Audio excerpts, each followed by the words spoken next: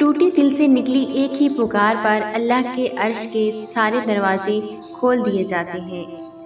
ہمیشہ نصیب کا لکھا سب کچھ نہیں ہوتا۔ اللہ نصیب کے کچھ پنے اس لیے بھی خالی رکھتا ہے تاکہ اسے تمہاری دعاؤں سے پر کر سکے۔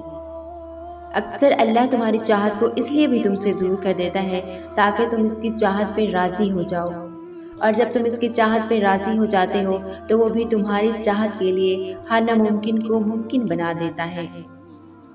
اللہ سے مانگتے رہو کیونکہ اسے مانگنا پسند ہے، اور ٹوٹے ہوئے دل سے نکلی دعا کو تو اللہ کبھی قبول کیے بغیر واپس ہی نہیں موڑتا، کیونکہ جب دکھی دل اللہ کے سامنے اپنی بے بسی کے ساتھ دونوں ہاتھ اٹھا کے دعا کرتا ہے تو اللہ کا عرش ہل کر رہ جاتا ہے، اور ٹوٹے دل کے آمین بولنے سے پہلے اللہ حکم دے دیتا ہے کہ میری اس بندے کی دعا کو قبول کیا جائے۔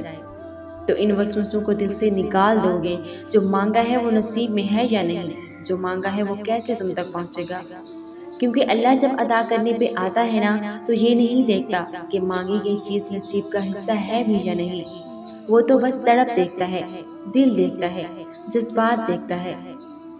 جب درد حد سے بڑھ گیا اللہ کے آگے جھک گئی، فقط ایک ہی سجدہ کیا اور سکون میں آ گئی۔ میں لوگوں کا دیا درد اپنے خدا کو دکھاؤں گی، میں لوگوں کا دیا درد کبھی نہیں بھول پاؤں گی۔ میں اللہ کے علاوہ کسی سے امید نہیں رکھتی، بے وجہ نا امیدی کی تکلیف برداشت نہیں کرتی۔ جن کو اللہ سے محبت ہو جائے نا وہ فرض نماز کے ساتھ تہجد کے بھی پابند ہو جاتے ہیں۔ محبت ہے ہمیں بس اپنے پیارے اللہ سے۔ کبھی کبھی کچھ زخم ہمیں ایسے بھی لگتے ہیں جن کے بعد ہم اللہ کے آگے زاروں قطار روتے ہیں۔ اللہ کی ذات سے کبھی مایوس نہ ہوا کریں، کیونکہ اللہ ہی واحد ہے جو تمہاری ہر دعا پہ کن کہہ سکتا ہے۔ مجھے یقین ہے اپنے اللہ پر کہ وہ مجھے کبھی تنہا نہیں چھوڑے گا۔ اگر اپنے دل کی حفاظت کرنا چاہتے ہو تو اس دل کو اللہ سے لگایا کرو، لوگوں سے نہیں۔ اللہ کے ساتھ بہت رحیم و کریم ہے، وہ آزمائش میں بھی بندے کو تنہا نہیں چھوڑتا۔ اللہ تمہیں کبھی کبھار اس لیے بھی آزمائش میں ڈالتا ہے کہ تم یہ پہچان سکو کہ اللہ کے علاوہ کوئی تمہارا نہیں۔ ایک وقت آیا تھا جب میرے اپنے مجھ پر تہمتیں لگاتے تھے، میرے کردار پر انگلیاں اٹھاتے تھے، زمانے میں بدنام کرتے تھے۔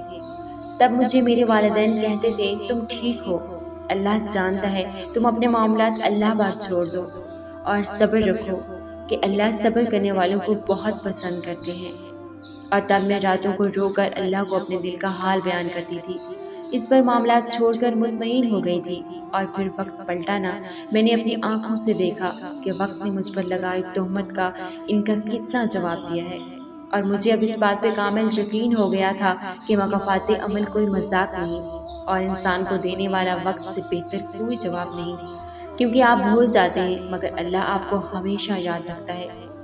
میں کیوں خود کو پابند کروں عارضی سہاروں کا، مجھے تو بس ساتھ پسند ہے اپنے پیارے اللہ کا۔ ایک بات یاد رکھنا، آپ کی کامیابی آپ کی دولت نہیں بتاتی بلکہ آپ کا نمازوں کا پابند ہونا بتاتا ہے۔ جن کا تعلق اللہ پاک سے مضبوط ہوتا ہے نا وہ زندگی کی کوئی جنگ نہیں ہار سکتے۔ ٹوٹنے کے بعد جو تم میں ہمت آتی ہے نا، دراصل تمہیں اللہ اس وقت تھام چکا ہوتا ہے۔ مجھے سنتے تو بہت لوگ ہیں یا رب، مگر مجھے تیرے سوا سمجھتا کوئی نہیں۔ صاف نیت سے مانگ کر تو دیکھو، وہ رب نصیب سے بڑھ کر عطا کر دیتا ہے، وہ ادا کرنے والا ہے۔ دل کو سکون میں لانے کے لیے یہی کافی ہے کہ میرا اللہ سب ٹھیک کر دے گا۔ میں مطمئن اس لیے بھی رہتی ہوں کیونکہ میں اپنے معاملات اللہ پر چھوڑ دیتی ہوں، اور بس اللہ ہی جانتا ہے میرے صبر کے پیچھے کا دکھ۔ پھر میں وہ کرتی ہوں جو رب چاہتا ہے، پھر وہ ہوتا گیا جو میں چاہتی ہوں۔ اللہ کے معاملات میں اتنا سوچا مت کرو، آنکھیں بند کر کے یقین کر لیا کرو، کیونکہ یہ معجزوں کا راستہ ہے۔ مجھے پسند ہیں وہ لوگ جو اپنے آپ میں مگن رہتے ہیں، سازشیں نہیں کرتے، نفرتیں نہیں پھیلاتے، بس اپنی دنیا میں خوش اور مطمئن رہتے ہیں۔ تمہاری سب سے بڑی جیت پتہ ہے کیا ہے؟ تم بدلہ نہ لو، معاف کر دو اسے جس سے تم نے تکلیف دی ہے۔ نماز میں رو کر جو سکون ملتا ہے وہ سکون اس لیے ملتا ہے کہ رب تمہیں تھام چکا ہوتا ہے۔ ہر مشکل وقت میں میرا دل یہ کہتا ہے صبر کر لو، کیونکہ اللہ بندوں سے بہت محبت کرتا ہے۔ حقیقت تو یہ ہے کہ جب ہم ٹوٹ جاتے ہیں تو اللہ کے علاوہ کسی سے اپنی تکلیف نہیں کہہ سکتے، کیونکہ وہ سب کچھ بہتر جانتا ہے۔ بہت اثر ہے تہجد کے مرہم میں، ہر زخم ایسے بھرتا ہے جیسے کہ وہ زخم تھا ہی نہیں۔ تہجد کی توفیق جب تمہیں مل جائے گی، تمہاری ہر بگڑی جلد ہی بن جائے گی۔ اللہ جانتا ہے تم کس تکلیف میں ہو، وہ اس بے خبر نہیں ہے تمہاری حالت سے، وہ تمہاری آنکھ سے نکلتے ہر ایک آنسو کی خبر رکھتا ہے، وہ تمہارے دل کی ہر حالت سے واقف ہے۔ صبر رکھو، یقین رکھو کہ بہت جلد اللہ پاک تمہارے اس صبر کا صلہ کن کی صورت میں ادا کرے گا۔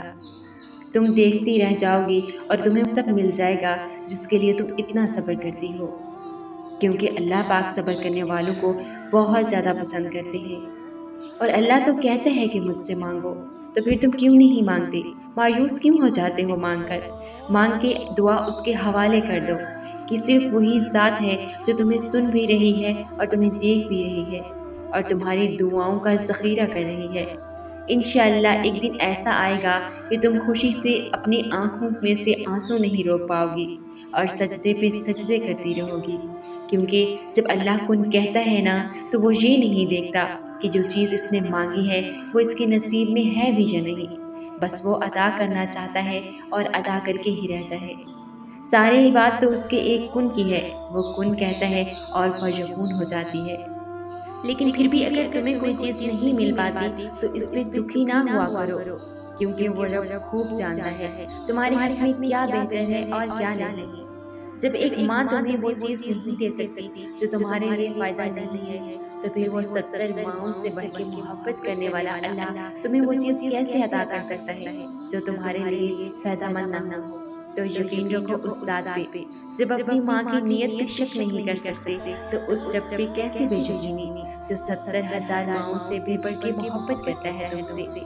یقین رکھو اس رب پر کہ وہ عطا کرنے والا ہے، وہ عطا کرے گا، وہ خوب جانتا ہے کون سی دعا کس وقت قبول کرنی ہے اور کون سی چیز تمہیں کس وقت ادا کرنی ہے۔ یہ جو دیر ہو رہی ہے نا، یہ بھی خیر ہے، اللہ کی طرف سے خیر کا اشارہ ہے۔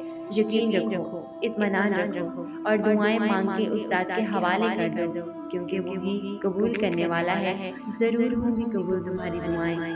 اللہ سب جانتا ہے، وہ تمہارے حالات سے واقف ہے کہ تم صبر رکھو، کیونکہ وہ چاہتا ہے تم صبر کرو، اسے تمہارا صبر کرنا بہت زیادہ پسند ہے، تبھی تو دیر کر رہا ہے تمہاری دعاؤں میں، ورنہ جو دعا تمہارے لبوں پہ لایا ہے وہ تمہارے نصیب میں بھی لکھ چکا ہے۔